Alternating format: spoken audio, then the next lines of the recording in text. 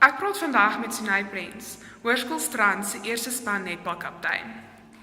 Die seisoen het nou net begin. By watter toernooi het julle al deelgeneem en wat was julle uitslae? Ons het 24 Maart aan 'n Brakkenveld toernooi deelgeneem waar ons 2-3 wedstryde gewen het.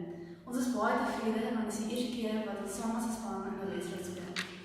Dan het ons 28 Maart op 2 April aan 'n Arthur Johnson toernooi in Mosselbaai deelgeneem. Daar het ons 7de en 21 spanne geëindig. Ons is baie tevrede want ons het baie daaruit geleer. Hoe het julle voorberei vir die seisoen?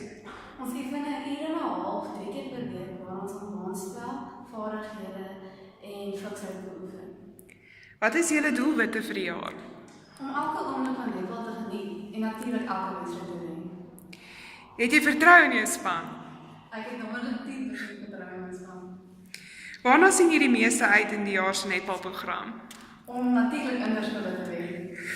Die komende naweek speel julle teen Rennies. Hoe voel jy daaroor? Ken jy enig van die spanne? Dit gaan 'n baie moeilike wedstryd wees. Hulle het uitstekende spelers, maar ons kan hulle wen. Ons het die potensiaal. Ons ingesteldheid moet net reg wees. Kyk goed, Sunay, ek gaan jou nou laat gaan, maar voorspoed vir Saterdag en hoop die beste vir julle. Dankie.